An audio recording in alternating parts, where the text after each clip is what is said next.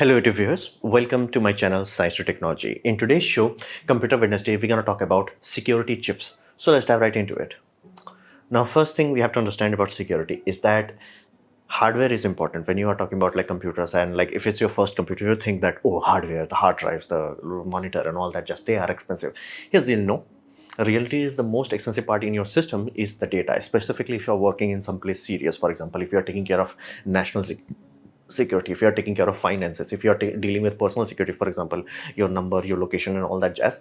So at that point in time, the data that is on the hardware is far more expensive than the cost of the hardware itself. For example, you can have like multi-million dollar servers. You're like, whoa, that must be expensive. Here's the deal. I can guarantee you the data is stored in those multi-million dollar kind of hardware would literally contain multi-billion to multi-trillion dollars of data. So fundamentally speaking, data is far more valuable than hardware, and it affects everything, be it national security. Like think of it this way, what kind of a security system USA would have if they have a spy satellite and the data is transmitted, but that data is intercepted and everybody can see it. Like that will literally dilute their whole security apparatus. So it is very serious for every national security, be it India, be it Pakistan. It is an important thing. Then we come to finances. For example, how do people trust that when you're giving your card, it's going to be used properly and then going to be returned to you? You're going to, like, for example, let's say you're charged for $100, you only be charged for $100 plus some tax and fees and all that jazz. That's it. So how the heck that happens? That happens on security, because you trust it and it's reliable, it's been proven. Then we come to personal security, and this is the someday in future I will talk a detailed video about it. It's that many times people have this brain dead idea of like, I have nothing to hide. Dude, even if you have nothing to hide, you have many things to protect. Maybe not yourself, but what about your parents? What about your children? You have things to protect. They can be messed up with. Like, here's the deal. Everybody understands like there are corrupt people in government, but somehow it's like, oh no, if government wants my detail, they can have it. Or like, people should show everything. It's like, dude, did you forget that there are corrupt people in the government? It's like, this is one of the best dialogue in civil war. It's like, these things are run by people. People have agendas change. So a government could be like, we'll take for the people, taking care of the people. Then you're like, no, I'm gonna oppress the people. Then what the hell are you gonna do? You gave up your privacy. So it matters a lot. Then we come to what kind of a consequence that we can expect. Let's say some security was compromised, something important was compromised. What can be damage we are talking? Like personal level, like let's say your mobile phone was compromised, you can lose entirety of your fund. Like you can be in some seriously deep trouble, but it's a personal level thing. It's like a one person. But here's the deal: it can extend to global levels, meaning you could literally affect the security of the globe. And I mean financial sector to actual nuclear warhead kind of sections. So it is important. So faith of humanity depends on security, and it's not a joke, it's not exaggeration, it's absolute. We must have good security, must have absolute reliability, or at least absolute faith that it does work. That's why all currencies are meaningless. That's why they have said, like, in central government we trust, or in, like, in God we have faith. Like, why the heck it has faith? That's the whole point. It's not real. It's just like, as long as you have faith in it, it works. So what are the problems? Just like, if security is that important and more than enough people understand that it is important, then why the heck we have any issues? It's like people should know how to do and what to deal with. Yes, there's a paradox in security. That paradox is that every user option is a door, fundamentally a door. For example, if you watched any medieval kind of scenarios, of war scenarios, for a fact nobody tries to attack the walls of the castle. They always try to attack the door, even though there is one place that, like, most of the guard would be considered. But why the heck they only attack that? Because, yes, the wall is impenetrable. Door, even though you may lose soldiers trying to get in, but once you go in, the end, the castle has compromised. So that's the whole point. Everything that you add in your system, let's say you give the ability to copy file from one folder to another folder, that's a door. You give the ability to copy things to the clipboard, then dump it somewhere else, that's a door. Then you give the ability to, like, remote access to that file, that's a door. Everything is a door. So either you give no doors, that's amazing security, but again, you also can't use the file.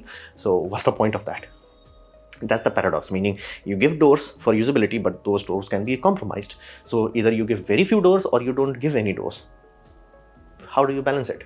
And every checkpoint you may be like, okay, how about I double check the data? How about I triple check the data? Here's the deal. People do that. In many things that are serious, people do that.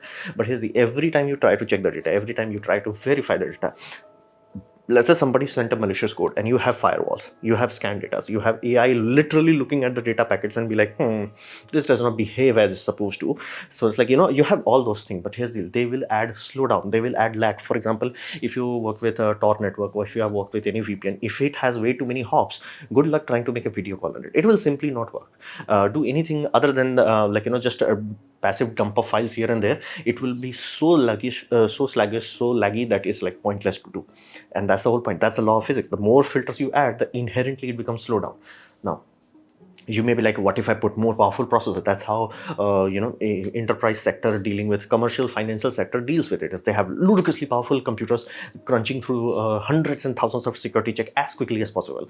So that's one way of doing it. But here's the deal, even then it will still adding time, and we have limited budget and limited time. For example, you can have like, okay, I have this amazing processor, this is amazingly amazing, and it's like, crunches through 10,000 data points.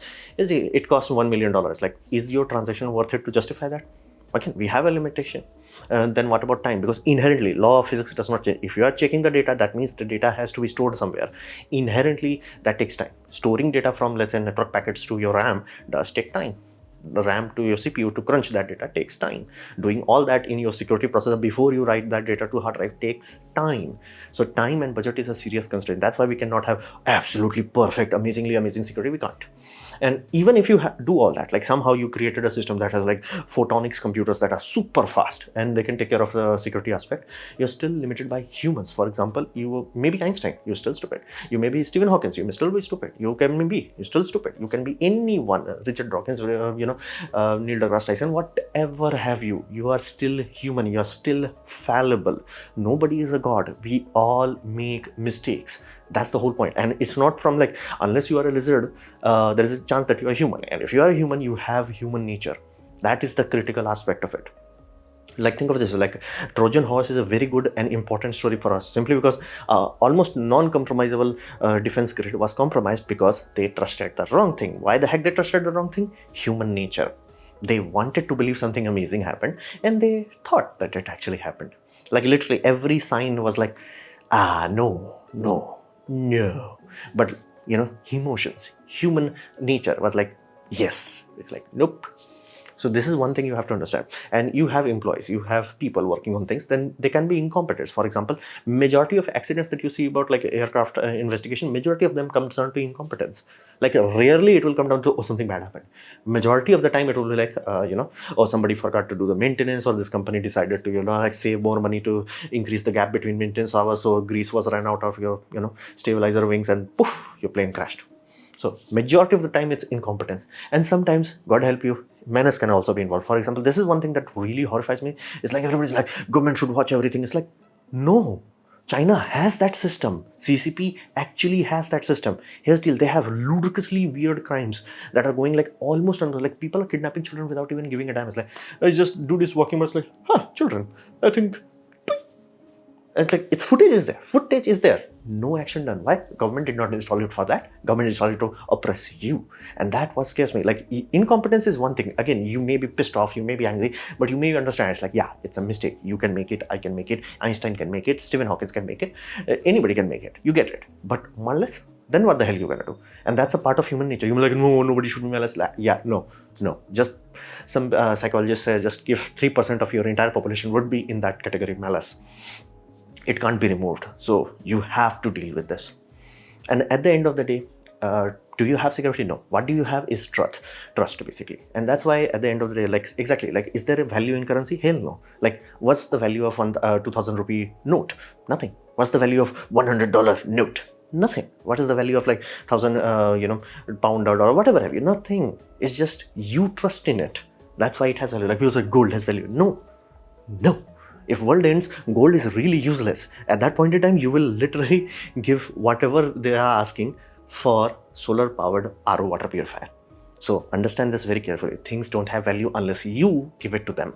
And that's the whole point. At the end of the day, it's always about trust. Do you trust the person? For example, if I'm downloading a file from Google, and let's say Google says, hey, dude, this is an update that we are giving you, so your security would be improved. Do you click yes or no? That depends on trust. Nothing more. It's just who do you trust. I do trust that. Let's say I have Asus motherboard, and Asus motherboard is like, hey, this is BIOS update. I trust that Asus did not mess it up. That's the end. That's the end of it. At the end of the day, that's why like I really like the name of TPM modules, trusted platform module. Like why the heck it has trusted? That's the whole point. At the end of the day, when you boil everything down, it's trust. We do not like it, but like it is the only option we have. So let's understand the software side of things. So one thing you have to understand, stored data is the most vulnerable aspect. If data is being crunched and if somebody tries to tamper it while on the fly, there's a good chance they might crash the system, and that inherently will lock the system. So data that is stored in somewhere, like stored in some server, some database, that are far more fragile, far more vulnerable. So we employ encryption and decryption to manage it. Now, if encryption and decryption is working as intended, only you will have like access to it. For example, let's say you have this Apple laptop or you have Windows laptop that has BitLocker and all that jazz. Awesome. What does that mean? That simply means no matter what happens, like CIA takes my laptop, FBI takes my laptop, RAW takes my laptop, I don't give a damn. It's like, you're not me. That means you cannot access it. The end of discussion, nothing else will happen. That's the supposed way of working. It should not be like, Facebook encryption is like, government can't access it, but I can access it. No, that's not encryption, that's a joke. So that's the hope of software level shields. You have encryption and decryption, and only one person should be able to access it. And it does have the benefit that encryption that you will think, oh, this is uncrackable, it will be cracked. Maybe not today, that does take time. I'm gonna be damn sure about that. So let's say you have 256-bit encryption. It's like, it's gonna take 10,000 years to crack. It's like, no, sir, wait few years and somebody's gonna crack it. And it did crack. So then you're like, 512-bit encryption, it's not going to be cracked. And wait a few years, it will be cracked. So it's one of those things that you have to understand. But if you have software tool, you can keep updating it and you can keep patching vulnerabilities. That's awesome. And here's the vulnerability of that aspect. That aspect is that data is open, meaning data packet is there. Anybody can physically get it. Data is on the net. That means it can be cracked, intercepted. Basically, you have communication, me to Google. File goes through a system. That system can be intercepted with. It's like, hey, what if I yoink the data? Like Google, government's firewalls. Like yoink. What if some hackers fire? Yoink. That data can be taken away. Now, the moment that can be done, like the data can be extracted, the end.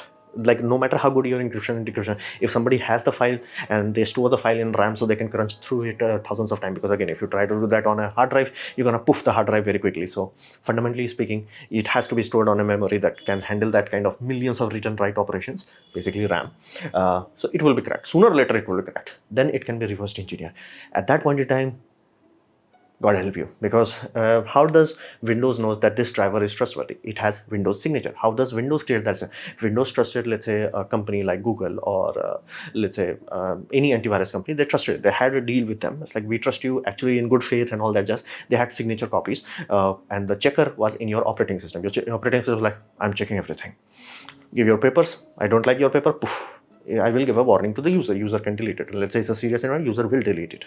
So it's like, okay, I got this. But here's the, what if somebody poofed your data packet and then reverse engineer the security signature? Nothing else. They did not even manage to go through the data, but if they can just reverse engineer the signature, the end. At that point in time, the spoofing would be impossible to crack. And that's why many times we no longer have like, user is compromised or server is compromised. We have interception is in the compromise. Basically, the interlink is compromised. So they could send an email that will literally look, it came from the right domain. So Google, it will let through from Google's filter. Because from a Google point of view, if it's coming from Norton, it's like, bro, we trust them. Let it in. It was spoofed midway. So that's no point. That's the biggest weakness of software-based security system. It is very easy to implement, meaning if you have an old system, you can implement. It will have a little bit of slowdown, but you can implement. You can keep patching it if there is like a basic bitch vulnerability that can be handled. But it's not very robust. Inherently by this design, it's not robust. Then we come to the title of this video, hardware chips. What about that hardware chip? Like the whole hype of like, a trusted platform module. Here's the deal, these things are very old. And the idea is that you have processor, you have RAM, you have hard disk. All these can be accessed by any software that is into your system. Any virus, any malware, any rootkit can access this. What if you had a quote-unquote vault that cannot be accessed, that even you cannot access it? Inherently, it's designed in such a way that is just there for one thing, verification. And it cannot be accessed by any malicious code. You built it in a factory, the end, go home, don't do it. Like for example of this way, you built a fort that has a glass wall that it can see things into, but it cannot do anything outside. So meaning all it is doing is observing, and it has some access to some levers. For example, in serious case, it may have access to power rails, where it's like, yeah, blow up this fuse. So it could have something like that. So malicious code cannot intercept it, cannot hack it, cannot hijack it, simply because it's not in the chain. It's like go to the TPM module. Sir, there is no pathway to go to TPM module. Like it's not built there. So it creates a scenario where it can check things, where it's like, I'm checking things. And for example, TPM modules, while it is new for Windows 11 for DIY system integrators, so it's not a new thing. Servers had it from very long ago. And not to mention even Windows integrator, as early as Windows 10, like few years after that, companies like Microsoft, Dell, HP, Lenovo, all of them, they were like, we have to introduce this sort of module. So many of the system had this system. And Microsoft's understanding of the situation is that it reduces infections by 60%. That's good. That's a good amount of infection reduction. Whereas like, dude, it's not 100%. That's not better. If you say to any corporation where it's like, dude, these hardwares are like 60% more resilient, not even proof, 60% more resilient, they're like, shut up, take my money. That's why Microsoft allowed this to happen. And again, it's a good thing in long term.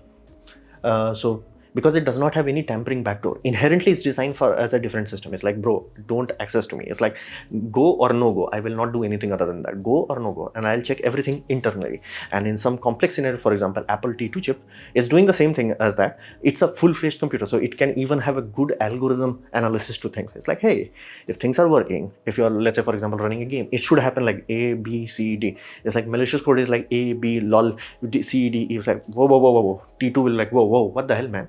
So that's the whole point. Because it does not have a backdoor, you cannot just like yoink it. It's just a watcher. It just observe things. And it's very hard to beat from online. Now be mindful. I'm very clear about this statement. It's hard, not impossible. Nothing, no security. Again, inherently, if you design this sort of thing, you inherently have to have a door. Now, again, that's a very specific door, very impossible to crack. But saying absolute impossibility, that's no. Lived long enough to know that never happens. And here's the deal. The moment physical access is achieved, meaning somebody has access to T2 chips, somebody has to the TPM chip, all this, poof, it's gone, DN. So if you are, let's say, stupid enough to build a server in China, it's like, we have good encryption. It's like, no, if they cut the power, they shut down the system, all the data is theirs. Now, like, how the heck, again, all they will do is rip all the data, even encrypted garble, they will, copy that into another server's RAM, and they'll just try to crack it. Again, it may take time. It may take 1 or 2 days, or maybe even 1 to 2 months, but they will crack it. So the moment you have physical access, these things don't work. But again, majority of attack vectors is from online, so this is good. And you have to understand, the moment you have things like big branches, there's a cost associated. For example, can iPhone have a security chip? Absolutely, it does. Now, is it secure? No. It's like, why is it not secure? Apple has like the best engineers. Here's the problem is cost. Meaning, can Apple invest $1 million to make a security chip? Absolutely. Can Apple invest $1 trillion to make a security chip? No. That's the whole point. And how many customers are behind Apple? Let that sink in. How many customers are like, if Samsung has good security, yeah. Is Apple has better? Hopefully. But here's the, how many customers are behind Samsung? Or how many perceived high value customers are behind Samsung? Very few. Like everybody's like, mine's bigger than yours, so I have an iPhone. So what does every hacker do? Get the physical hardware, work their ass off to decrypt it. iPhone, that's why they are the least secure system. Not because the hardware and the security is bad, simply because it's such a big target. Every hacker that is there works their ass off to crack it. Like, for example, if you have this sort of chips and you want to analyze it, you have to buy a very expensive oscilloscope. Oscilloscopes that are working in gigahertz, they are expensive AF, and that can have multiple channels, like 128 channels. They will cost like very expensive. Here's the, would you do that kind of effort for a Samsung phone? No. For iPhone, absolutely. Why? You know for a fact that every single iPhone sells in millions of units, so you have millions of potential customers, and that's why iPhones are always hacked. And that's how like the fappening happened, and fappening 2.0, and people still like, iPhone is the most secure. It's like, dude, if you have that big of a target, you can never be secure. Like that's not how it works. Like if you say like this is a thing and like there are juicy pictures behind it, every Tom, Dick and Harry will try to crack it. And again, one chink in the arm, done. And that's why iPhone always keeps getting cracked. And again, T2 chip is already almost cracked. People are saying like it is almost cracked. Most likely it is already cracked, because again, people who are cracking it, they're not saying to the world, because again, if let's say that happened, let's say the company is actually working with and making the hardware to decrypt it, they're like, yeah, it comes out, nobody will buy this. So again, it will be a lost opportunity. So generally private investigator and some governments have this sort of tool. Not even government as like common government. Most people never know about it, but it does happen. That's why I buy things that are obscure. And here's the how smart this sort of system can be. Well, they can start out like TPM, T2, and they can go to atomic powered system. I'm not joking like this. Again, it's very hard to find photos of that. That's why I only found the photos of the battery. The beta voltaic source that are created, they have battery life of around 20 years. The idea is that clocks are the most absolute thing. For example, if I give you a computer password, ID and password, you cannot mistype it few times. It's like computer will lock you out. But here's the how the heck hackers always manage to like brute force it. Like, dude, how the heck you send 10 to 20 trial password? How the heck computer did not detect it? Because they blocked some signals, specifically time signal, because computer will be counting is like 1 second, 2 second. Again, you will set a variable. It's like, three let's say password types takes 8 seconds. Like, okay, that's a human thing. If three types happen like 1/100th of a millisecond, is like dude, a human cannot type that fast. So you will trigger a red alert. So what do you need? You need clock. Generally, most of the server clock systems are internationally synced. Problem is, it's external. It can be hijacked. It can be spoofed. Somebody figured out, what if we have an atomic battery literally powering the hardware? So clock never goes out of sync. It's like, bro. It's like, and if it detects like the outside clock and inside clock has drifted, it's like, it will have a vector where it's like, dude, this is absolute normal drift. Awesome. It's like, whoa. Why the heck clock literally stopped? It knows from inside point. If it stops, it's like, trigger red alert, shut down the system. That's why like this sort of, if you ever wonder where majority of the beta voltaic cells goes, they go into high-end security, like literally corporate cyber security. You cannot hijack them because the moment you tamper, time will go off. The moment time goes off, poof. But that's why they need a battery that never shuts down. So at the end of the day, we have to understand core aspect of this dichotomy, sword and shield. You will never have a scenario where this security that cannot be defeated, this weapon that can defeat anything. It will never happen. It's like this, okay, this time this is fast, this time is fast. Like, it's always cat and mouse game. Do not ever expect like, okay, done, deal. It will always have cat and mouse game. And it's a very old game. It has been played like back in the days of world wars, before even that, and to this day. It's like a common thing. Don't think too much about it. It was, is, and will be. And human is the weakest link. You may be like, if my companies are equipped with like trusted platform module or Apple modules, it's like, it's going to be awesome. No, you are still staffed by humans, and humans are the weakest link. The moment you have human, your security is just as strong as the human. If humans are dumb, bye-bye your security. That doesn't matter. You can even have that atomic power system. It's like, nope, no good. What if somebody literally tells you the password or writes the password somewhere else? Because again, some companies are like, in my past job, the password had to be like 16 letters, like a huge password. We were working in game studios. Password was huge. Many people literally had the password saved in their email. So if somebody compromised the email, password. So that's the whole point. Human is the weakest link in the security. So you're only as strong as the weakest link. You have to take care of that weak link before you like, oh, I want awesome security. No, you can even have an unsecured computer and still be good safe, simply because if you're not creating a footprint, digital footprint, that is like, attack me, people will not attack you. That's why I said, knowing like what kind of juicy things are behind that door is the critical aspect. If you do, it's like people like, dude, why attack this bank account? Barely may have like what, $10,000, not worth attacking it. So that's the whole point. Low profile is critical. So your weak link is the critical aspect. An untrained mind is the worst vulnerability. Majority of the times, and all security vulnerabilities that happened and will happen will be always from human mind. It will like, oh, somebody messed this up. Oh, somebody did this. Somebody did that. It will never happen. It's like, oh, somebody hijacked it. Somebody literally poured liquid nitrogen on a RAM and then take the RAM and then dump the memory. It's like, yeah, not happening. What's going to happen is like somebody is like something stupid. I guarantee you. So untrained mind is the worst enemy. You have to train yourself, you have to train your staff, everybody. Only then you have some chance of surviving. And so what's the price? What's the price of security? Vigilance. Vigilance is the price. You have to be satark. You have to be aware of things. You have to be like, let me adjust things. That's the only price you have to pay for good security, and have backups on top of backups, and make sure those backups are offline. And that recently saved a government agency simply because they got attacked by ransomware. Ransomware is like, we got this is important, and you're gonna pay us few million. The company is like, F off, we're just gonna purge everything. They purged everything. And again, you might be like, what if they attacked again? Again, they won't. Every time you attack, you also become more, vulnerable. So it's a one-trick pony.